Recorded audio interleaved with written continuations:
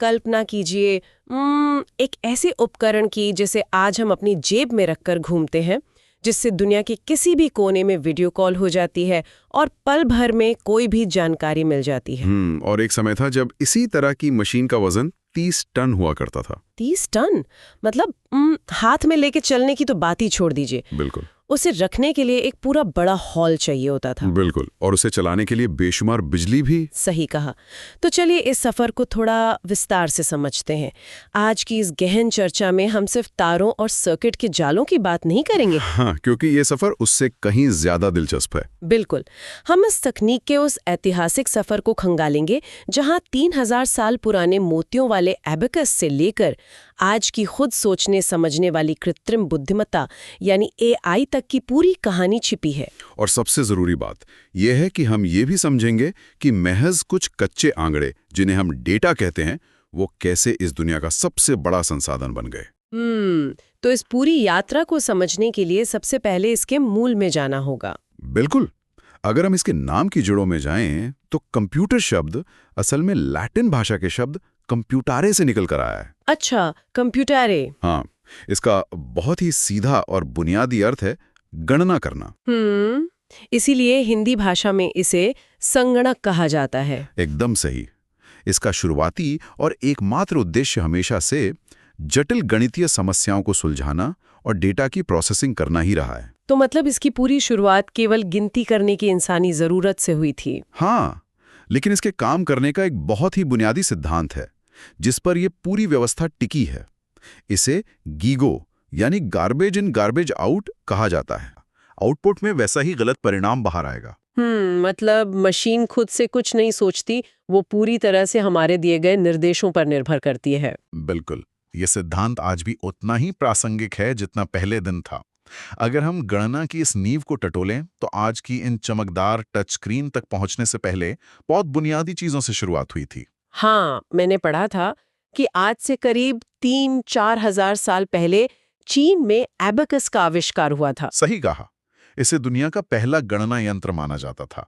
इसमें लकड़ी के एक सांचे में तारों के बीच पिरोई गई मोतियों को खिसकाकर जोड़ और घटाना किया जाता था। मतलब ये कोई जादुई मशीन नहीं थी, बल्कि इंसानी दिमाग को संख्याओं का हिसाब रखने में मदद करने वाला बस एक उपकरण था। हाँ, फिर सदियां बीत गईं और 1642 में फ्रांस के एक प्रसिद्ध गणितज्ञ ब्लेज पास्कल ने पहली यांत्रिक मशीन बनाई।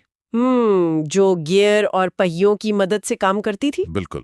इसे पास्कलाइन नाम दिया गया था। गियर और पहियों वाली मशीनें। हाँ। और यहीं से फिर इस कहानी में एंट्री होती है उस इंसान की जिसे दुनिया कंप्यूटर का जनक मानती है, चार्ल्स बैबेज। हाँ, 1822 में उनका डिफरेंस इंजन और फिर 1833 का एनालिटिकल इंजन वही आधुनिक कंप्यूटर का आधार बनी। लेकिन इस पूरे इतिहास में एक नाम है जो शायद सबसे ज्यादा दिलचस्प है, लेडी एडा लवलेस। दुनिया की पहली प्रोग्रामर। बिल्कुल। अगर मैं इसकी तुलना किसी वास्तविक जीवन की स्थिति से करूं, तो चार्ल्स बैबेज उस बेहतरीन आर्किटेक्ट की तरह थे जिसने एक आलीशान घर का नक्शा बनाया और उसका ईंट गारे का ढांचा खड़ा किया। हाँ, लेकिन लेडी एडा लवलेस वो इंसान थी जिन्होंने ये समझाया कि उस घर के भीतर असल में रहना कैसे है, कमरों का उपयोग कैसे होगा।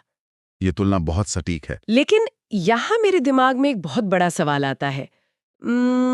उस जमाने में न तो कोई स्क्रीन थी, न कीबोर्ड, और बिजली का भी इस तरह से इस्तेमाल नहीं होता था। तो दुनिया का पहला प्रोग्रामर आखिर लिखा कैसे गया होगा? मतलब एक लोहे और पीतल की मशीन को निर्देश कैसे दिए गए होंगे? ये तकनीकी इतिहास के सबसे खूबसूरत मोड़ों में से एक है। उस समय की प्रोग्रामिंग आज की तरह कीबोर्ड पर टाइप करके नहीं होती थी। तो फिर कैसे होती थी? लेडी एडा लवलेस ने जो प्रोग्राम लिखा था वो असल में कागज पर तैयार किया गया एक जटिल गणितीय एल्गोरिदम था। उनका असली योगदान कोई कोड लिखना नहीं था। अच्छा। बल्कि उनका वो नजरिया था जिसने पूरी दुनिया को बदल दिया। बैबेज अपनी मशीन को सिर्फ एक बहुत तेज और बड़ी कैलकुलेटर मशीन मान रहे थे, जो केवल नंबरों को जोड़ या घटा सकती है। बिल्कुल। लेकिन लेडी एडा ने ये महसूस किया कि अगर ये मशीन नंबरों के साथ खेल सकती है, तो क्या होगा अगर हम उन नंबरों को किसी और चीज का प्रतीक मान लें? जैसे किसी अक्षर या संगीत का प्रतीक? एकदम सही। क्या होगा अगर नंबर 1 का मतलब संगीत का सा हो और 2 का मतलब रे हो? अगर ऐसा है तो ये मशीन सिर्फ गणित नहीं करेगी बल्कि संगीत भी बना सकेगी। ये तो सच में एक बहुत बड़ी वैचारिक छलांग थी। हाँ, यही आज की पूरी प्रोग्रामिंग का मूल आधार है कि कंप्यूटर एक कैलकुलेटर नहीं बल्कि प्रतीकों को प्रोसेस करने वाली एक मशीन है। नंबरों को सिर्फ मात्रा न मानकर जानकारी का प्रतीक मान लेना कमाल की बात है।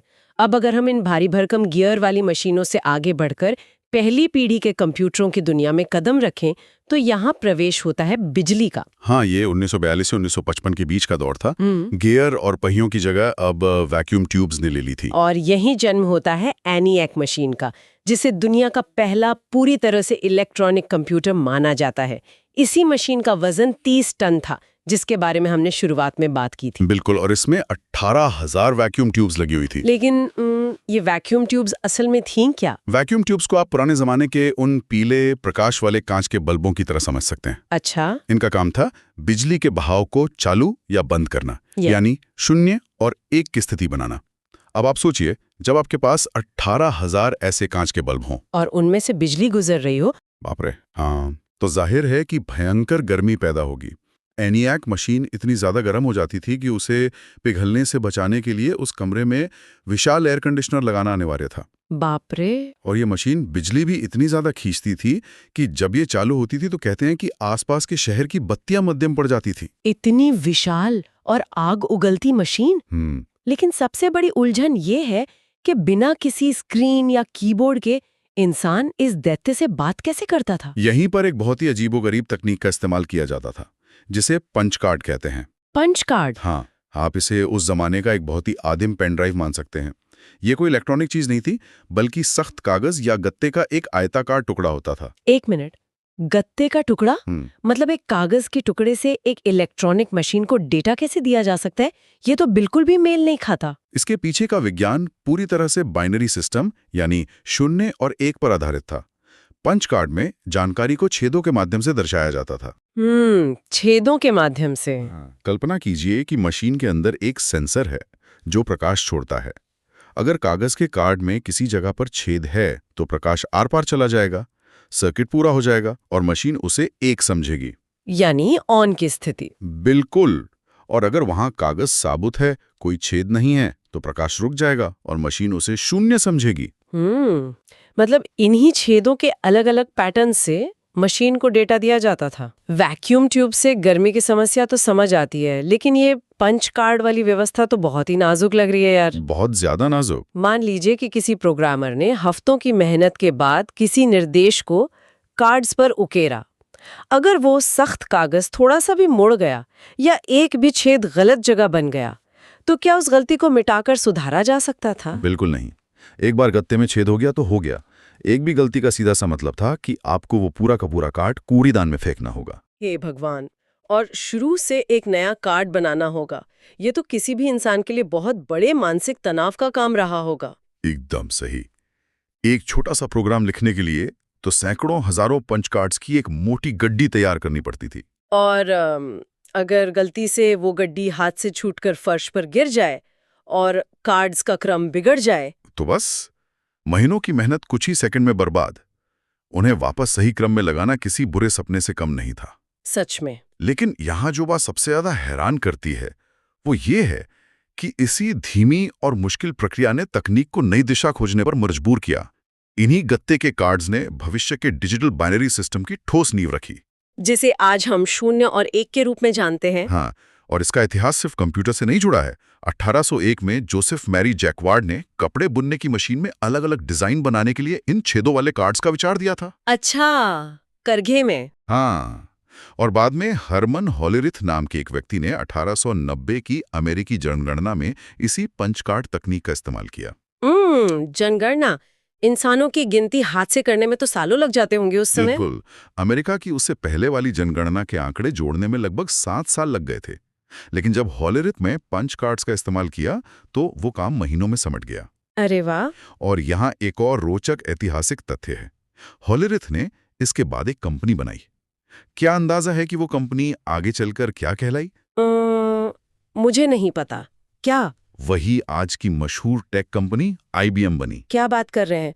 कपड़े बुनने की मशीन से लेकर दुनिया की सबसे बड़ी टेक्नोलॉजी कंपनी तक का सफर, ये वाकई अविश्वसनीय है। बिल्कुल। लेकिन पंच कार्ड और वैक्यूम ट्यूब्स की अपनी सीमाएं बहुत स्पष्ट थीं। वो बेतहाशा धीमे थे, भारी थे और उन्हें चलाना बहुत महंगा था। तो इसके बाद दूसरी और तीसरी पीढ़ी में क्या बदलाव आए? बदलाव बहुत बड़े थे। अगर मैं इसे एक एनालॉजी से समझाऊं तो ये कुछ ऐसा लगता है जैसे एक पूरी सिटी ब्लॉक जितनी बड़ी और शोर मचाती भारी फैक्ट्री अचानक सिकुड़कर एक छोटी और शांत स्विस घड़ी बन गई हो। हाँ, ये स्विस घड़ी वाली तुलना बिल्कुल सटीक है।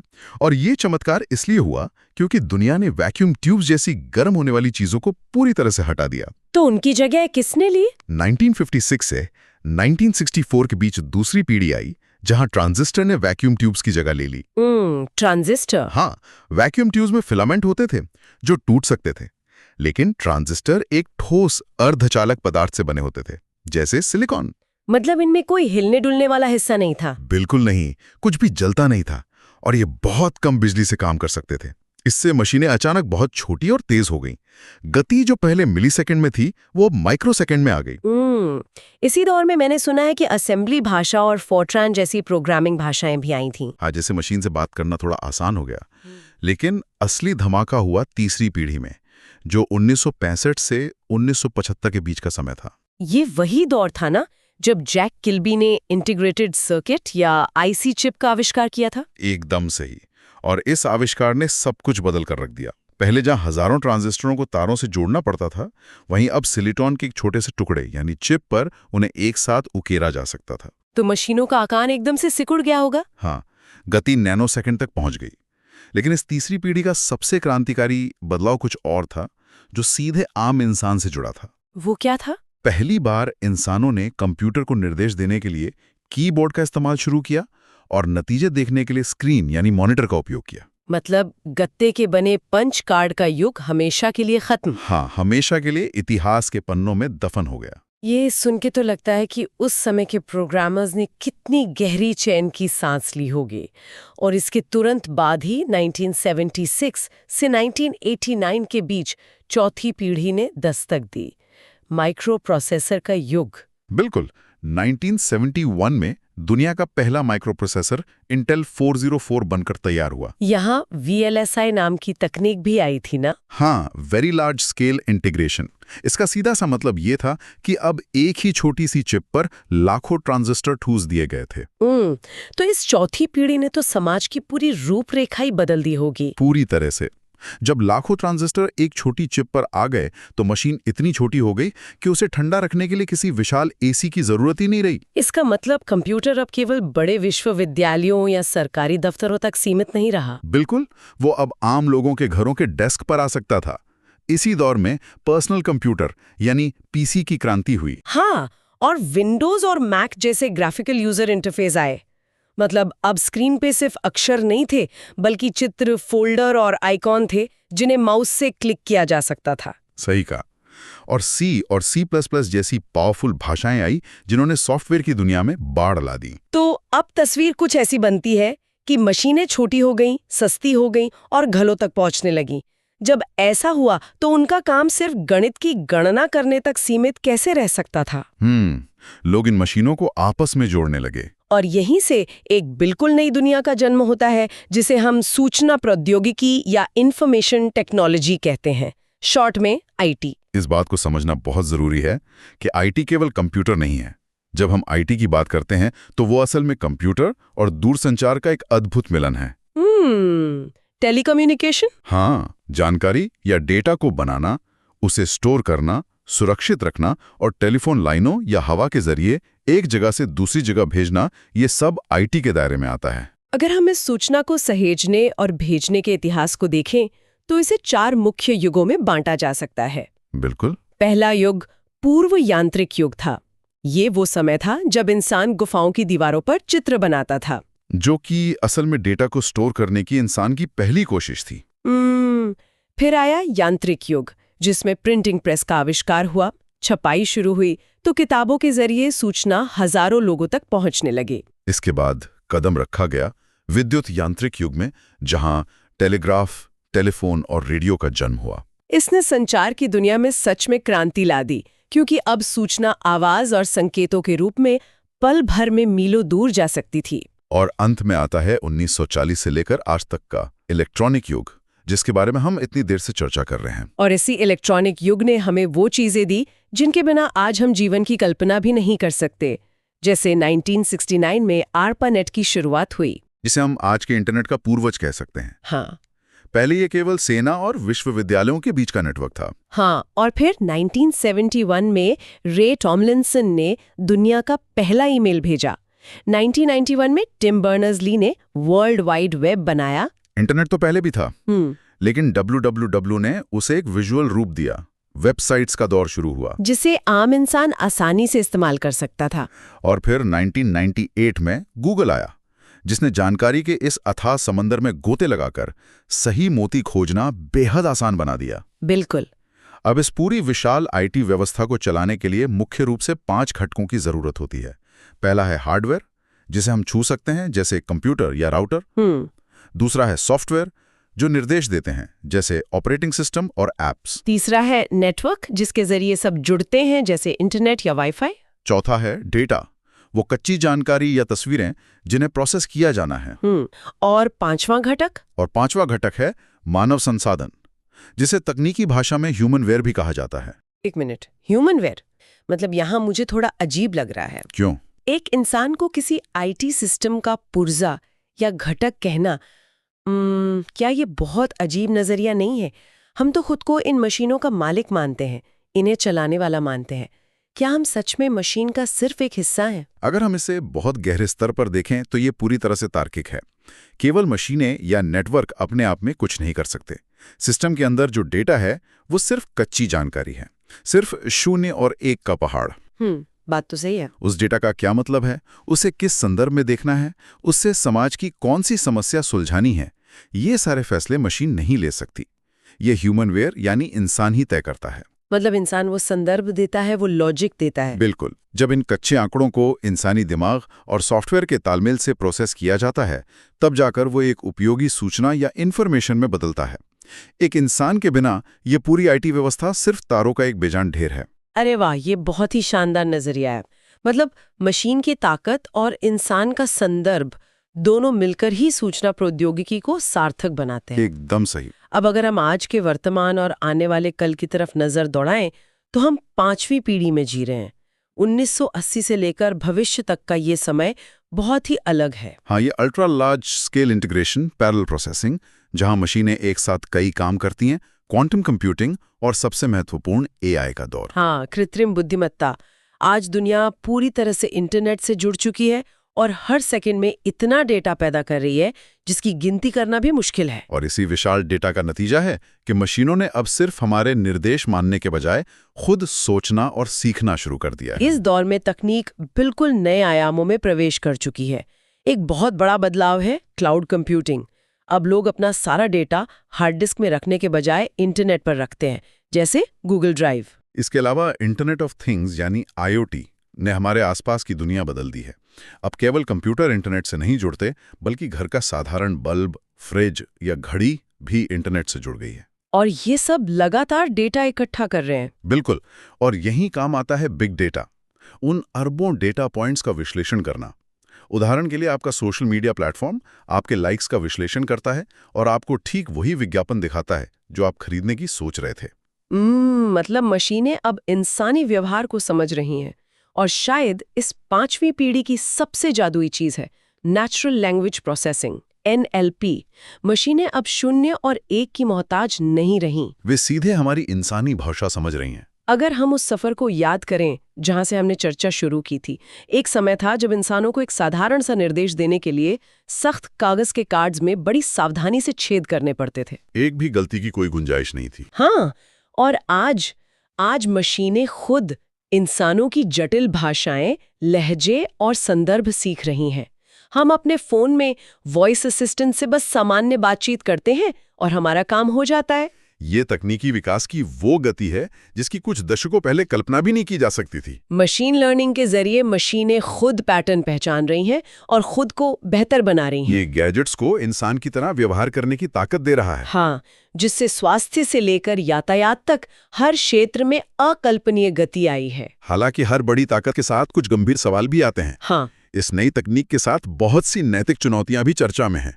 जब मशीनें खुद निर्णय लेने लगेंगी तो बहुत से पारंपरिक रोजगार खत्म होने का डर है। बिल्कुल। एक वैचारिक बहस ये भी चल रही है कि क्या कहीं मानवीय बुद्धिमत्ता पर ये खुद सीखने वाली मशीनें हावी तो नहीं हो जाएंगी। हम यहाँ किसी निष्कर्ष पर तो नहीं पहुंच रहे हैं, लेकिन ये सच है कि इस विशाल शक्ति के साथ ये नैतिक चुनौतियां भी समाज के सामने एक बड़ी चुनौती बनकर खड़ी हैं। जब भी कोई तकनीक हमारी अपनी क्षमताओं को चुनौती देती है तो इस तरह की चिंताएं स्वाभाविक हैं। ये इस बात का संकेत है कि तकनीक कितनी शक्तिशाली हो चुकी है। बिल्कुल सही। तो अगर हम आज की इस पूरे ऐतिहासिक यात्रा को समेटें तो ये समझना हमारे लिए क्यों मायने रखता है।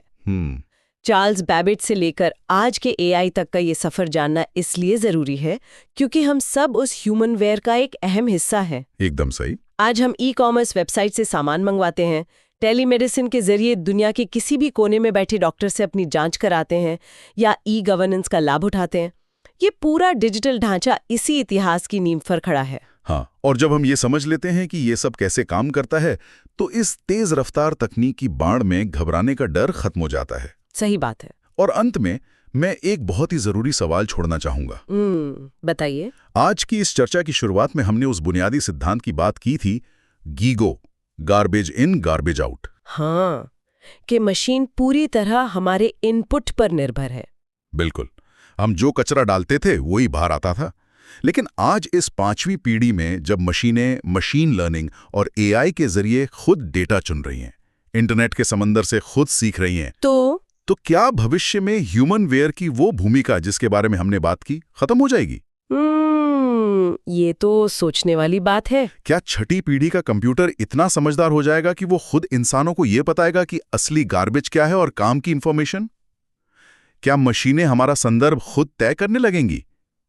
ये एक ऐसा सवाल है जिस पर हम सभी को गंभीरता से विचार करना चाहिए। सच में ये बहुत ही गहरा और सोचने पर मजबूर कर देने वाला बिंदु है। मशीनें भले ही कितनी भी समझदार क्यों न हो जाएं, लेकिन उन्हें समझने का हमारा अपना सफर कभी नहीं रुकना चाहिए। आज की इस लंबी और ज्ञानवर्धक चर्चा में हमारे साथ गहराई तक जाने के लिए आपका बहुत बहुत धन्यवाद। धन्यवाद। नई चीजें सीखते रहिए और सवाल पूछना कभी बंद मत कीजिए।